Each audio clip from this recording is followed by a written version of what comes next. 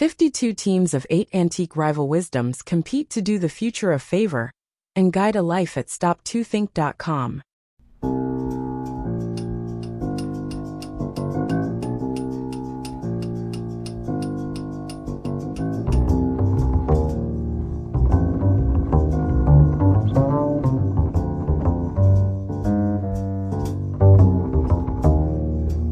Team quote 33.1. Let your tongue speak what your heart thinks. Davy Crockett 1786 to 1836. This straightforward advice from Crockett, the American folk hero and frontiersman, reflects the direct, honest communication style that was vital on the frontier. It's particularly meaningful coming from someone who served both as a congressman and a legendary scout, where clear, honest speech could be a matter of survival. The quote advocates for a pure alignment between internal truth, what the heart thinks, external expression, what the tongue speaks, emotional honesty and verbal communication, personal integrity in all interactions. What makes this wisdom especially powerful is its simplicity. Crockett isn't suggesting complex rules of communication or strategic speech, just a direct pipeline from genuine thought to honest expression. Coming from someone who navigated both wilderness survival and political halls, this principle of honest speech takes on added weight. It suggests that whether dealing with friends around a campfire or opponents in Congress, authentic communication serves best. Have you found that matching your speech to your true thoughts leads to better outcomes than crafting more diplomatic or strategic responses? Team quote 33.2. Every man is guilty of all the good he did not do. Voltaire 1694 to 1778. This incisive observation from Voltaire, the French Enlightenment philosopher and writer, presents a challenging view of moral responsibility. It radically extends the concept of guilt beyond acts of commission to include acts of omission. The statement is particularly powerful because it reframes moral responsibility to include inaction, suggests we're accountable not just for what we do, but for what we fail to do, implies that the capacity to do good creates an obligation to do it, challenges the common belief that avoiding harm is sufficient for moral behavior. What makes this especially meaningful coming from Voltaire is his own life of active engagement, writing against injustice, defending victims of religious persecution, and advocating for social reform. He lived this principle by actively pursuing good, rather than merely avoiding evil. The use of every man, and all the good, makes the statement universal and comprehensive. No one is exempt, and no opportunity for good works is excluded from our moral accounting. Have you found yourself reflecting on missed opportunities to do good? And how do you balance this expansive view of moral responsibility with practical limitations? Team quote 33.3. Difficulties are things that show a person what they are. Epictetus 55 AD, 135 AD. This profound insight from Epictetus, the Stoic philosopher who began life as a slave, carries particular weight given his personal experience with adversity. His understanding of difficulties as revelatory, rather than merely challenging, offers a unique perspective on hardship. The quote works on multiple levels. It suggests difficulties are tests that reveal character. It implies our true nature emerges under pressure. It positions challenges as opportunities for self-discovery. It transforms difficulties from obstacles into mirrors. What makes this especially meaningful coming from Epictetus is that he lived this philosophy. Despite his early life in slavery and later physical disability, he used these difficulties to develop and demonstrate his philosophical principles.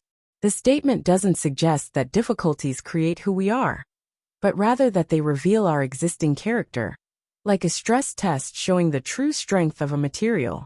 In this view, challenges aren't just obstacles to overcome, but opportunities to discover our capabilities and limitations. Have you found that your most challenging experiences have revealed aspects of yourself you hadn't previously recognized? Team quote 33.4. A lie which is half a truth is ever the blackest of lies. Alfred Lord Tennyson, 1809 to 1892. This penetrating observation from Tennyson, the Victorian poet laureate, reveals a deep understanding of how deception works most effectively. The metaphor of a black lie is particularly powerful when applied to half-truths. The insight operates on several levels. Half-truths are more dangerous because they're harder to detect. They borrow credibility from their element of truth. They're more insidious because they can be defended with, but it's partly true. They can do more damage because people are more likely to believe them. What makes this especially astute is how it challenges the common notion that partial truth somehow makes a lie less wrong. Instead, Tennyson suggests it makes the lie more malevolent precisely because it's more effective at deceiving. The use of blackest suggests that half-truths represent the darkest form of dishonesty, worse than complete fabrications because they wear the mask of honesty while doing their work of deception. Have you noticed how half-truths often prove more damaging than complete falsehoods in relationships or public discourse? Team quote 33.5. Big results require big ambitions. Heraclitus 545 BC, 485 BC. This concise but powerful statement from Heraclitus, the pre-Socratic Greek philosopher, known for his insights into change and contrast, captures a fundamental principle of achievement. The quote works through its clear cause and effect relationship. It establishes ambition as the necessary precursor to significant achievement. It implies that results scale with the scope of our aspirations. It suggests we must first expand our vision to expand our accomplishments. It indicates that modest ambitions lead to modest results. What makes this particularly interesting coming from Heraclitus is that he was known for complex, paradoxical statements about the nature of reality. Yet here he offers a straightforward formula for achievement. The scale of results matches the scale of ambition. The wisdom lies in recognizing that while small ambitions might be safer or more comfortable, they inherently limit what we can achieve. To accomplish something truly significant, we must first dare to envision it. Have you found this relationship between the size of ambitions and the scale of results to be true in your own experiences? Team quote 33.6. It is a sin not to do what one is capable of doing. José Marti 1853 to 1895. This powerful statement from Marti, the Cuban national hero and intellectual, echoes Voltaire's thought about the moral obligation to act on our capabilities. As someone who dedicated his life to Cuban independence and Latin American unity, Marti lived this principle through constant action toward his ideals. The quote carries several profound implications.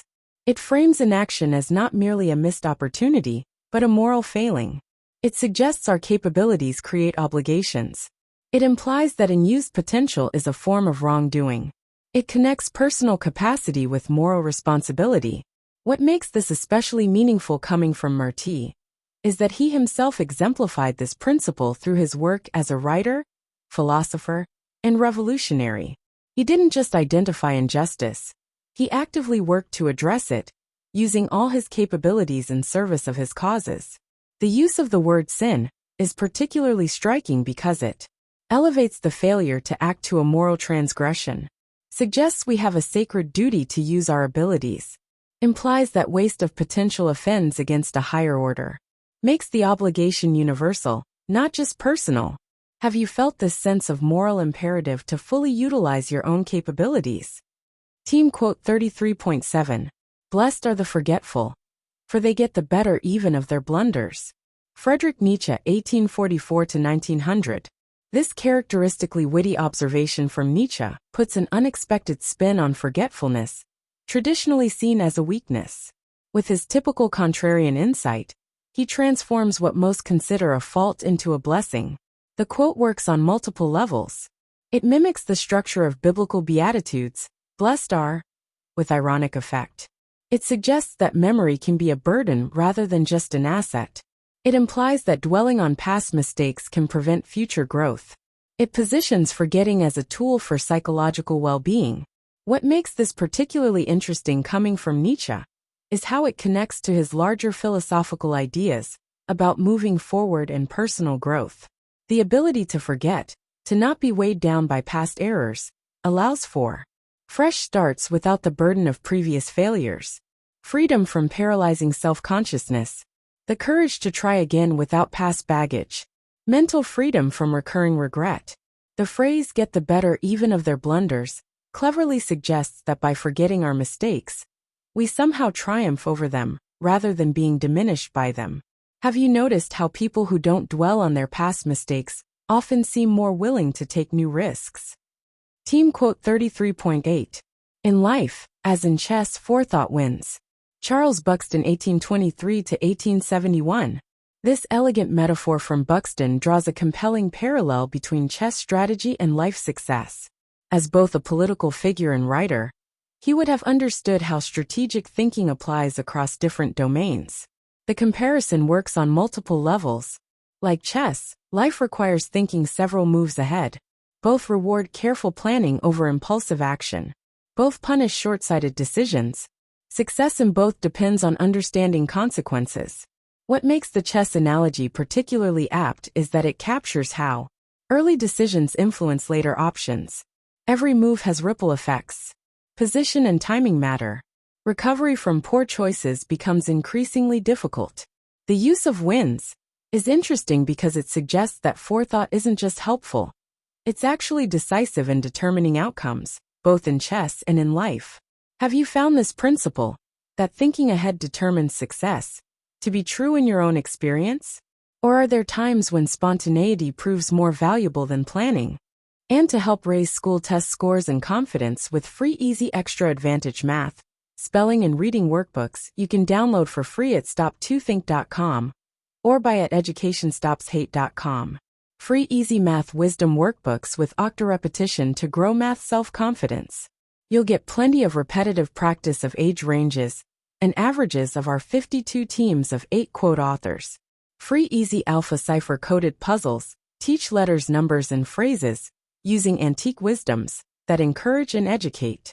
Can you decode this cipher quote of encouragement using either our learning to spell or just for fun instructions? And since time is money, practice reading faster with 52 teams of antique rival wisdoms.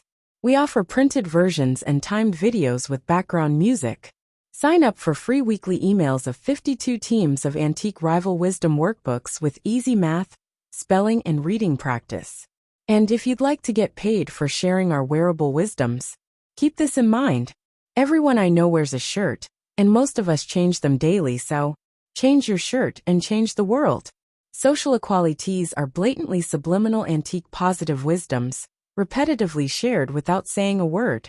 This applies to all our wearable shareable wisdoms, like pretty witty baby onesies and pretty witty kids.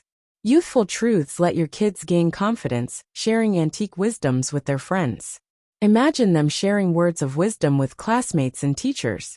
I think, therefore I think tees I wear is a super easy way to share words of wisdom. With wearable wisdoms to fit babies, kids, and adults, you can clothe a whole family, city, or state. So do the future a favor by encouraging, educating, and entertaining with words of wisdom. Make us all wiser and kinder. Join the 52 of 8 today.